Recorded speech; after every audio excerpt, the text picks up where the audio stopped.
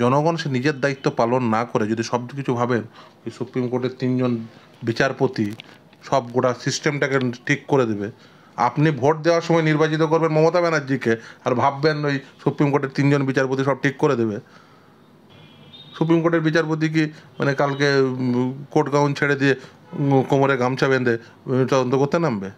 মানে একটা অলিক স্বর্গ রচনা হবে। অলিক স্বর্গ রচনা করে কোনো লাভ নেই। ও ডেট পড়বে, আবার দেখবেন একটা ওই রিপোর্টের অর্ডার ছাড়া সুপ্রিম কোর্ট কী দেবে বলুন? রিপোর্ট ফাইলিংয়ের সিবিআইকে রিপোর্ট ফাইলিংয়ের অর্ডার ছাড়া আর কী দিতে পারে সুপ্রিম কোর্ট? শুনতে খারাপ লাগছে আমি যা বলছি, অনেকে ডাইজেস্ট করতে অসুবিধা হবে, কিন্তু এটা সত্য কথা। এই যে ধরুন আজকে আরজিকর কাণ্ড দেখছেন, এই শিক্ষা দুর্নীতি দেখছেন, কেন হয়েছে? কারণ একটা করাপ্ট পলিটিক্যাল পার্টি তারা ক্ষমতায় বসে গেছে এবং তাদের জন্যই, তাদের বদান্যতায়, তাদের সাহচর্যে পেয়েই এই সন্দীপ ঘোষণা তৈরি হয়েছে। আমার বেসিক দায়িত্ব হচ্ছে এদেরকে যাতে কোনোভাবে ক্ষমতায় না থাকে সেটা অ্যাসিওর করা। মমতা ব্যানার্জির অপসারণ চাইতে হবে, আর তা যদি না চান ওই ঘোমটার ভিতরে খ্যামটা না চান। এটার সঙ্গে কম্প্রোমাইজ করা আছে, সেটা হচ্ছে মেধা। এই যতই মমতা ব্যানার্জি যতই যা বলুক, ও আলকাতরা দিয়ে ঢাকুক, ও এই আন্দোলন উঠে গেলেও মানুষের ক্ষোভ কমবে নাকি? আপনি ভাবেন নাকি যে কালকে জুনিয়র ডাক্তাররা মানুষের ক্ষোভ কমবে? মানুষের পিছুতে দেওয়ালে ফিট থেকে গেছে। তাতে অফেন্ডারকে ধরা বা যিনি অফেন্স করেছেন তাকে মানে ওই শাস্তির জায়গায় নিয়ে যাওয়াটা খুব বেশি কঠিন হবে বলে আমার ব্যক্তিগত খুব কঠিন হবে না বলেই মনে করি। তার কারণ হচ্ছে এখানে হয়তো অনেকটা নষ্ট হয়েছে, ঠিক কথাই, কিন্তু দিনের শেষে মাথায় রাখতে হবে আপনি তো এক্সপার্ট এই বিষয়েই, তদন্ত করার বিষয়ে, বলে আপনার সেই এক্সপার্টিসটা ব্যবহার করতে হবে এবং তদন্তকারী সংস্থা কতটা সক্ষম হবে তার এক্সপার্টিস দেখাতে সেটা সময় বলবে। তবে আমি মনে করি যাই ঘটুক না কেন, যতটা প্রমাণই লোপাট হোক না কেন, তারপরেও শাস্তি দেওয়া সম্ভব বলে মনে করি। নমস্কার দর্শক বন্ধুরা, আরজিকর মামলার গুরুত্বপূর্ণ কিছু আপডেটস নিয়ে আজকে আমরা কথা বলতে এসেছি বিশিষ্ট আইনজীবী এবং এই মামলার আইনজীবী ফিরদৌস শামীমের কাছে। দাদা, প্রথমেই আপনাকে ইমেজ বেঙ্গলে স্বাগত জানাচ্ছি। নমস্কার দাদা, 27 তারিখে তো সুপ্রিম কোর্টে একটা হিয়ারিং আছে, তো রাজ্য সরকার আজকে সুপ্রিম কোর্টে এই যে 27 তারিখের ডেটটা সেটা পরিবর্তন করে যাতে 30 তারিখে বা 30 তারিখের পরে করা হয় এরকম একটা আর্জি জানিয়েছেন। তো এই বিষয়টিকে কিভাবে দেখছেন? তদন্ত ওই শুধুমাত্র শুনানির উপর নির্ভর করে না, ফলে এটা একটা অত্যন্ত ভেগ ধারণা। সুপ্রিম কোর্ট কারোর ফাঁসি দেবে না, মানে যারা ভাবছেন যে সুপ্রিম কোর্টে শুনানি হলেই ফাঁসি হয়ে যাবে লোকের, তারা এই বিচার ব্যবস্থা সম্পর্কে বিন্দুমাত্র ধারণা রাখেন না। সুপ্রিম কোর্ট কাউকে ফাঁসি দেবেন না বা কাউকে ফাঁসি রোধও করবেন না। ওই ফাঁসির বিচার হবে ওই ট্রায়াল কোর্টে, অর্থাৎ ওই শিয়ালদা কোর্টে যেখানে হচ্ছে ওখানেই হবে। সুপ্রিম কোর্ট যেটা করছে সেটা হচ্ছে তদন্তের মনিটরিং করছেন। সুপ্রিম কোর্টে শুনানি পিছিয়ে গেলে যে তদন্ত প্রক্রিয়া পিছিয়ে যাবে এরও কোনো ভাবার কোনো কারণ নেই, কারণ তদন্ত করছে সিবিআই। সুপ্রিম কোর্টে যদি ধরুন এখন 3 মাস সুপ্রিম কোর্ট না শুনানি হয়, তাহলে কি সিবিআইয়ের অফিসাররা হাত গুটিয়ে চুপচাপ পকেটে হাত ভরে বসে থাকবে? এগুলো হচ্ছে সম্পূর্ণ কাল্পনিক ধারণা। সুপ্রিম কোর্ট এই ব্যবস্থার, গণতান্ত্রিক ব্যবস্থাতে দায়িত্ব সকলের, যেমন বিচার ব্যবস্থারও দায়িত্ব রয়েছে, তদন্তকারী সংস্থারও দায়িত্ব রয়েছে, সেরকম দায়িত্ব রয়েছে জনগণেরও। জনগণ সে নিজের দায়িত্ব পালন না করে যদি সব কিছু ভাবেন ওই সুপ্রিম কোর্টের 3জন বিচারপতি সব গোটা সিস্টেমটাকে ঠিক করে দেবে, আপনি ভোট দেওয়ার সময় নির্বাচিত করবেন মমতা ব্যানার্জিকে আর ভাববেন ওই সুপ্রিম কোর্টের 3জন বিচারপতি সব ঠিক করে দেবে। আপনি তো বেছে নিয়েছেন মমতা ব্যানার্জিকে ভোট দিয়ে, আপনি তো করাপ্ট সিস্টেম বেছে নিয়েছেন, আপনি ভোট দিয়ে নির্বাচিত করেছেন নরেন্দ্র মোদীকে, দিয়ে আপনি ভাবছেন গোটা সিস্টেমটা ঠিক হয়ে যাবে। সুপ্রিম কোর্টের বিচারপতি কি মানে কালকে কোর্ট গাউন ছেড়ে দিয়ে কোমরে গামছা বেঁধে তদন্ত করতে নামবে? আপনারও দায়িত্ব রয়েছে, তদন্ত যদি সঠিক চান দায়িত্ব আপনিও পালন করুন। এমন লোককে প্রশাসনিক দায়িত্বে নিয়ে আসুন যিনি এই ধরনের করাপ্ট প্র্যাকটিস করবেন না। আপনি ভোট দিয়ে নির্বাচিত করবেন মমতা ব্যানার্জিকে আর ভাববেন সিস্টেম সব ঠিক হয়ে যাবে, ভোট দিয়ে নির্বাচিত করবেন নরেন্দ্র মোদীকে, ভাববেন সিস্টেম সব ঠিক হয়ে যাবে। দায়িত্ব আপনাকে পালন করতে হবে। যদি একটা সঠিক সিস্টেম চান, সেই সঠিক সিস্টেমের দায়িত্ব একদম একদম মানে আপনি বলতে পারেন সে একদম যত ছোট মানুষ হোক বা যত বড় মানুষ হোক প্রত্যেকের দায়িত্ব আছে। আপনি আপনার দায়িত্বটা পালন করবেন না, ভাববেন সকলে দায়িত্ব পালন করবে, হয় না। দাদা, গতকাল যেটা আর একটা ইম্পর্টেন্ট নিউজ আমরা দেখেছি যে সুপ্রিম কোর্টের ইউটিউব চ্যানেল হ্যাক করা হয়েছে এবং সেখানে যে আরজিকর মামলার যে এভিডেন্সগুলো রয়েছে, মানে যে ভিডিওগ্রাফিগুলো রয়েছে, সেই ভিডিওগ্রাফিগুলো খুঁজে পাওয়া যাচ্ছে না। এই যে পুরো বিষয়টা, এটাকে কিভাবে দেখছেন? সেটা দেখুন, সেটা কেন করেছে, কে করেছে, তারও তদন্ত হওয়া উচিত। দেখুন, সুপ্রিম কোর্টের এই যে ইউটিউব স্ট্রিমিং, সেই ইউটিউব স্ট্রিমিংটা মানে সুপ্রিম কোর্টের যে নিজস্ব সেটা সেখানে থাকা উচিত। যদি কেউ হ্যাক করে, সুপ্রিম কোর্ট তার ব্যবস্থা নেবেন। যদি হাইকোর্টের ধরুন যে যদি ইউটিউব স্ট্রিমিংয়ের ক্ষেত্রে যদি ব্যবস্থা, হাইকোর্ট ব্যবস্থা নেবে, সেক্ষেত্রে তদন্ত করে তারা বলবে, তারা তদন্ত করবে। তবে এটুকু বলতে পারি, কারণ অনেক ভ্রান্তি ছড়াচ্ছে, সেই ভ্রান্তির মধ্যে না থাকাই ভালো। এবং অনেকেই ভাবছেন যে অ্যাজ ইফ যেন সুপ্রিম কোর্টের মানে শুনানি হলে সব প্যানাসিয়া সব কিছু সব ঠিক হয়ে যাবে। একদম ভুল, সর্বৈব ভুল, সর্বৈব ভ্রান্ত ধারণা। এই ভ্রান্ত ধারণা থেকে বেরিয়ে আসতে হবে, বেরিয়ে আসতে মানে না হলে ওই মানে একটা অলিক স্বর্গ রচনা হবে। অলিক স্বর্গ রচনা করে কোনো লাভ নেই। ও ডেট পড়বে, আবার দেখবেন একটা ওই রিপোর্টের অর্ডার ছাড়া সুপ্রিম কোর্ট কী দেবে বলুন? রিপোর্ট ফাইলিংয়ে সিবিআইকে রিপোর্ট ফাইলিংয়ের অর্ডার ছাড়া আর কী দিতে পারে সুপ্রিম কোর্ট? শুনতে খারাপ লাগছে আমি যা বলছি, অনেকে ডাইজেস্ট করতে অসুবিধা হবে, কিন্তু এটা সত্য কথা। আমরা অনেকে প্রত্যাশার ক্ষেত্রে একটা ভুল করছি আমরা, আমার এটা ব্যক্তিগত ধারণা। সেটা হচ্ছে, আমি সেই জন্য বলি যে দেখুন, আপনি যদি নিজে সচেতন না হন বা অর্ধচেতনে থাকেন, মানে ভাবছেন যে আমি কিছুটা চেতনার মধ্যে আছি, কিছুটা একটু সুপ্ত অবস্থায় থাকবো, হয় না। পুরোটাই হয় করলে পুরোটাই করবো। এইভাবে মানে আপনি যদি ভেবে থাকেন যে মানে ওই সিস্টেমটা এমনি ঠিক হয়ে যাবে, কিছুদিন রাস্তায় থাকলাম, দুদিন, হয় না। আপনাকে এই সিস্টেম ঠিক করতে গেলে বেসিক দায়িত্ব সর্বপ্রথম আপনাকে পালন করতে হবে। আর একটি ডেমোক্রেটিক কান্ট্রিতে বেসিক দায়িত্ব পালন মানে হচ্ছে আপনাকে সঠিক মানুষকে নির্বাচিত করা। এটা হচ্ছে বেসিক। এই বেসিক দায়িত্ব যদি পালন না করতে পারেন, আপনি যে সাফার করছেন এটা করবেন। শুনতে খারাপ লাগলে আপনাকে ডাইজেস্ট করতে হবে এটা। ভারতবর্ষের বিচার ব্যবস্থা ছিল, তারপরেও ভারতবর্ষে ইমার্জেন্সি হয়েছিল ভারতবর্ষে, অস্বীকার করতে পারবেন না। তো সেদিন কি সুপ্রিম কোর্ট ছিল না? সেদিন সুপ্রিম কোর্টে কম বুদ্ধিমান বিচারপতি আর কম বুদ্ধিমান আইনজীবীরা ছিল, সব ছিল, তারপরেও ইমার্জেন্সি হয়েছিল। এবং এটা রাজনৈতিকভাবেই সেটা হয়েছিল, এটা মেনে নিতে হবে। এই যে ধরুন আজকে আরজিকর কাণ্ড দেখছেন, এই শিক্ষা দুর্নীতি দেখছেন, কেন হয়েছে?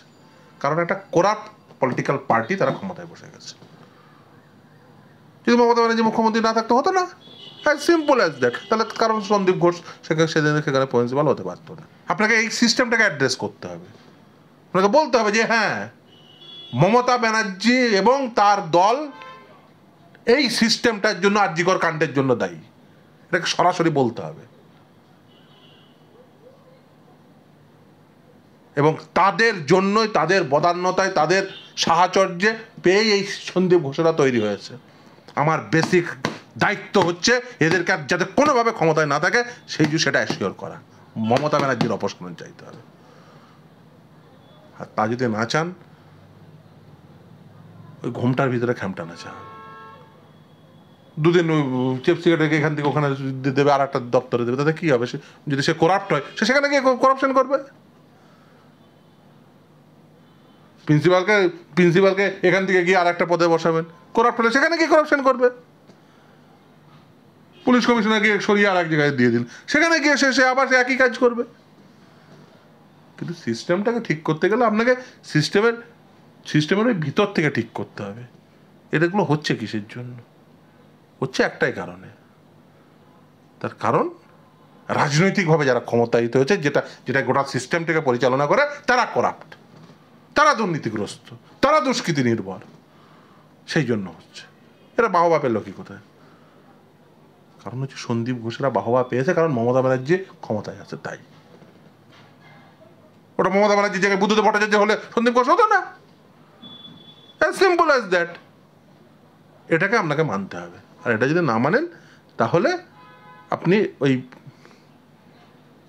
সিস্টেম সম্পর্কে সঠিক অ্যানালাইসিস করছে। আরও একটা গুরুত্বপূর্ণ বিষয় যে স্বাস্থ্য ভবনের সামনে যেখানে অবস্থান চলছিল এতদিন ধরে, সেখানে যে স্লোগানগুলো লেখা ছিল আলকাতরা দিয়ে, সেই স্লোগানগুলোকে মুছে দেওয়া হচ্ছে। দেখুন, এই আন্দোলন কিন্তু একটা প্রভাব ফেলেছে। ওই যে কিছু না হওয়ার থেকে কিছু হওয়া ভালো, সে অনেকটা আমি এই আন্দোলনকে মানে অনেকটা ধরুন আমি বলতে পারি সেই হিসাবেই আমি দেখছি। মানে একেবারেই মানে মানুষের মানে সমস্ত চেতনা একেবারে মানে ওই সুপ্ত হয়ে যাওয়া চেতনা থেকে কিছুটা জেগে ওঠা, এই হিসাবেই আমি দেখছি। ফলে কিছুটা না হওয়ার থেকে মানে একদম কিছু না হওয়ার থেকে কিছু হওয়া, এটা নিশ্চিতভাবে এই আন্দোলন একটা প্রভাব ফেলেছে। এ নিয়ে কারোর মনে কোনো সন্দেহ নেই, আমার মনে তো নেই। এবং এই আন্দোলন যদি আপনি বিশ্লেষণ করেন তাহলে দেখবেন যে এই আন্দোলন মূলত দেখবেন এই সরকারের আমলে মেধার সঙ্গে সব থেকে বেশি কম্প্রোমাইজ করা হয়েছে। এবং এই আন্দোলনের যদি আপনি অভিমুখ দেখেন তাহলে মূলত মেধাভিত্তিক মানুষজন, হতে পারে তিনি শিল্পী, হতে পারে তিনি চিকিৎসক, হতে পারে তিনি শিক্ষক, হতে পারে তিনি একটা কর্মচারী, হতে পারে তিনি সাধারণ মধ্যবিত্ত, তারা মূলত মেধাভিত্তিক যারা চর্চা করেন, মেধাভিত্তিক যারা মানে জীবন নির্বাহ করেন, আমি মানে খুব স্পেসিফিকলি বললে তারা দেখেছেন যে এই সরকারের আমলে সব থেকে বেশি যেটার সঙ্গে কম্প্রোমাইজ করা আছে সেটা হচ্ছে মেধা। মানে শিক্ষাক্ষেত্রে আপনার মেধা আছে, আপনি চাকরি পাবেন না, আপনাকে টাকা দিতে হবে তবেই আপনি চাকরি পাবেন, মেধার সঙ্গে কম্প্রোমাইজ। আপনি মেডিকেল এডুকেশনেও তাই। মেডিকেল এডুকেশনে আপনি দেখছেন মানে একটা সিস্টেম এমন করে কায়েম করলো মমতা ব্যানার্জি ক্ষমতায় আসার পরে, যে আপনি এমবিবিএসে ঢোকার পরে দেখছেন যে এই অভিজ্ঞ এরা 20,000 টাকার বিনিময়ে প্রশ্ন দিচ্ছে, এবং মানে বা তাদের মানে ওই দলবলরা তারা 20,000 টাকার বিনিময়ে প্রশ্ন দিচ্ছে। যে ছেলেটি বা মেয়েটি সারা বছর পড়ে আসছে সে দেখছে আমি সারা বছর পড়ে 60% পাচ্ছি, আর এদের কাছ থেকে প্রশ্ন কিনে একটি ছেলে 80% পেয়ে যাচ্ছে। মেধা সেখানেও ভাবছে যে আমি কেন পড়ছি, ও তো ওর থেকে বলেন যে পরের সেমিস্টারে এক কাজ করবো, আমি ওর কাছ থেকে 20,000 টাকা দিয়ে কিনে নেব, আমিও 80% পাওয়ার সম্ভাবনা তৈরি হবে। এই করতে করতে করতে করতে আরএমও পদে সিলেকশন হচ্ছে, প্লেন এমবিবিএস অভিজ্ঞ পেয়ে গেল।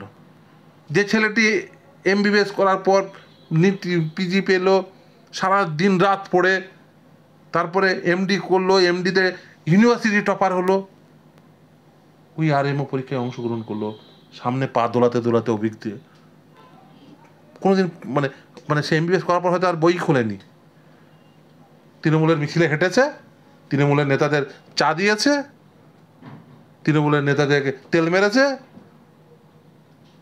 হয়তো বা তাদের অ্যাটাচি বইয়ে দিয়েছে, সে এসে ওখানে পা দোলাচ্ছে।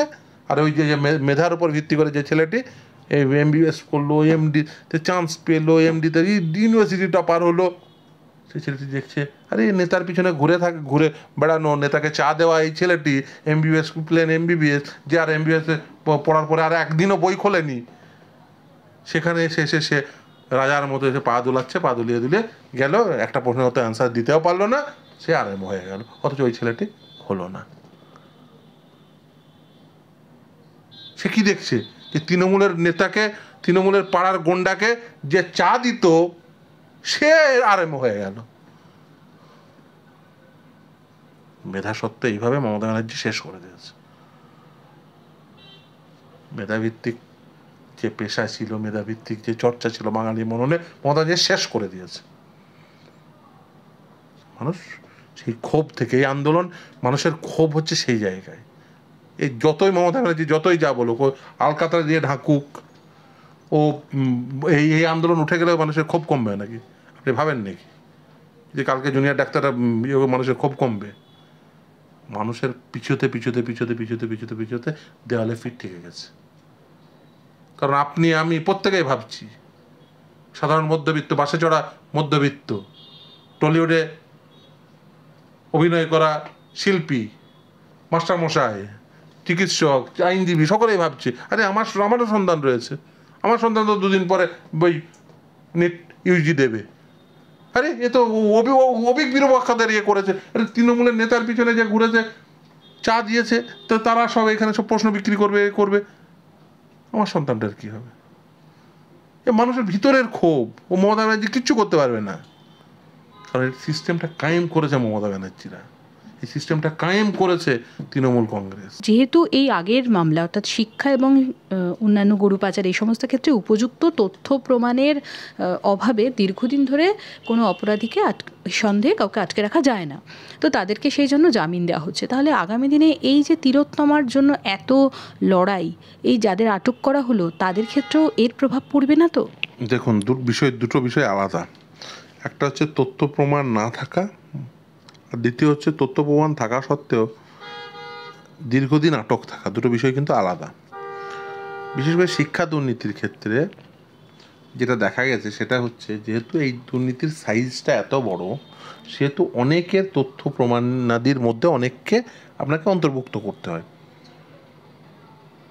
এই যেমন ধরুন, যদি ধরুন 26,000 নিয়োগে যদি ধরুন 13,000 কি 15,000 ধরুন ইল্লিগাল অ্যাপয়েন্টমেন্ট, বা 20,000 ইল্লিগাল অ্যাপয়েন্টমেন্ট, তাহলে এই 20,000 জনকে আপনাকে এই তদন্তের আওতাধীন করে তার সঙ্গে বুঝতে পারছেন দালাল, মন্ত্রী, আমলা, এই বোর্ডের প্রেসিডেন্ট, এসএসসি চেয়ারম্যান, সেক্রেটারি, এটা সেটা করে একটা বৃহৎ একটা পুল, এটার স্বাভাবিকভাবে তদন্তের সময় লাগাটা অস্বাভাবিক নয়। কিন্তু একটা জিনিস ভুললে চলবে না, supreme court time and again বলছে, এবং সেটা বিচার ব্যবস্থা একটা, আপনি বলতে পারেন একটা নীতিও বটে। আন্ডার ট্রায়াল প্রিজনার যারা, সেই আন্ডার ট্রায়াল প্রিজনারদের ক্ষেত্রে supreme court time and again বলছে জেল দ্য এক্সেপশন, বেল হচ্ছে সেটাই রুল, অর্থাৎ বেল পাওয়াটাই স্বাভাবিক। এরপরেও কিছু প্রশ্ন থাকে, এই যে ধরুন যে ধরনের অফেন্সগুলোর কথা আপনি বলছেন, এই মানিক ভট্টাচার্য, পার্থ বা অনুব্রত, এগুলো কিন্তু হোয়াইট কলার অফেন্ডার। ভারতবর্ষে আমি বলতে বাধ্য হচ্ছি, কারণ ভারতবর্ষে ওই যে বললাম আবার দায়িত্ব নাগরিকের, ভারতবর্ষে এই যে হোয়াইট কলার অফেন্ডারদের বিরুদ্ধে ভারতবর্ষের যে আইন, সেটা আমি মনে করি না অত বেশি স্ট্রিনজেন্ট আছে, আরও স্ট্রিনজেন্ট হওয়া উচিত। তার কারণ একজনকে খুন করলেন, সেটা একজনকেই খুন করলেন, কিন্তু এই হোয়াইট কলার অফেন্ডাররা মানে কতজনকে যে খুন করছে তার কোনো তো ইয়াত্তা নেই।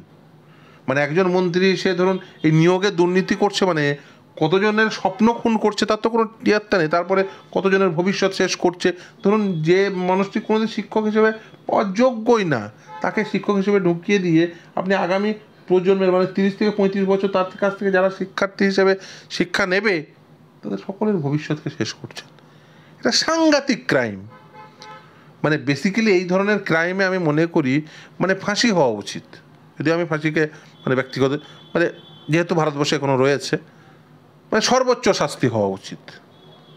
কিন্তু ভারতবর্ষের এই ক্ষেত্রে সেই মানে শাস্তি দেওয়ার ক্ষেত্রে শাস্তির যে বিধান, সেই বিধানে কোথাও খামতি রয়েছে বলে আমার ব্যক্তিগত অনুধাবনা। কারণ ভারতবর্ষে তো আমাদের যে আইন তৈরি করা, মানে কোন অপরাধের জন্য কী ধরনের শাস্তি হবে, অপরাধটি কীভাবে ডিল করা হবে, এই যে আইন তৈরি, এই আইন তৈরির ক্ষমতা কিন্তু কোনো নাগরিকের নেই, বা কোনো আইনজীবী বা ইভেন বিচারপতিরও নেই। কারণ ভারতবর্ষের বিচার ব্যবস্থা আইন তৈরি করতে পারে না, একমাত্র আইনসভাই আইন তৈরি করতে পারে। সেখানে আবার একই প্রশ্ন, সেখানেও এই যেহেতু এই জনগণের নির্বাচিত জনপ্রতিনিধিরা, তারাই আইনসভায় আলো করে বসেন। এবং আপনি যদি এই ক্রাইমগুলো দেখেন, এই হোয়াইট কলার অফেন্সগুলো দেখেন, বেশিরভাগ ক্ষেত্রে হোয়াইট কলার অফেন্ডাররা হচ্ছেন সেই ধরনের, বিশেষ করে শাসক দলের জনপ্রতিনিধি। আপনি দেখুন পার্থ, মানিক, এরা সব শাসক দলের জনপ্রতিনিধি।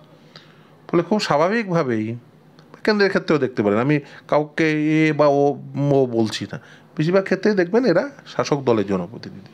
ফলে খুব স্বাভাবিকভাবে, শাসক দল মানে কি, তারা সর্বোচ্চ সংখ্যায় নির্বাচিত, ফলে খুব স্বাভাবিকভাবেই এই ধরনের আইন আসার সম্ভাবনা কম থাকে, এবং এই ধরনের আইন আসেও না।